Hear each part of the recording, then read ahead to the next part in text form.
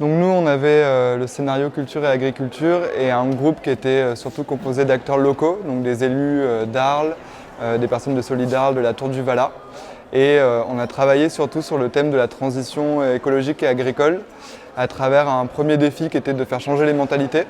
Donc ils ont imaginé des dispositifs un peu innovants en termes de médias et d'engagement. Donc on a imaginé un défi des familles locavores qui serait de faire l'expérimentation avec une dizaine de familles d'Arles, de manger uniquement bio et local avec un accompagnement et pourquoi pas une émission, une web TV. Aussi travailler avec des écoles de journalisme de la région pour produire des reportages sur les conséquences du réchauffement climatique en Pays d'Arles et notamment la montée des eaux à venir dans 10 ou 20 ans. Ensuite, on avait un défi qui était celui de favoriser les expérimentations d'agriculture innovante.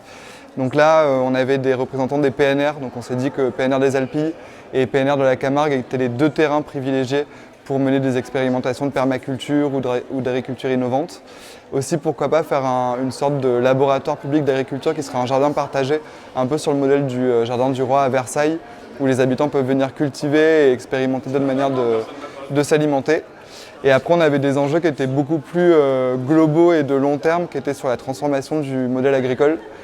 Et notamment comment on passe d'un système de monoculture intensif à un système de permaculture, de polyculture, où on a plusieurs types de récoltes et de produits dans les fermes. Et ça passe aussi par un travail auprès des agriculteurs pour les aider à avoir des incitations, flécher les subventions vers des agriculteurs qui prennent des engagements climatiques. Et le dernier défi qu'on avait, c'était aussi la question de la montée des eaux et de s'imaginer ce qu'allait devenir la zone sud de la Camargue dans la perspective d'une montée des eaux. Et de là, travailler plutôt à des événements et des festivals autour de l'environnement et du réchauffement climatique en impliquant surtout les riziculteurs qui étaient les premiers impactés par la sénilisation et par le réchauffement climatique. Voilà pour notre groupe.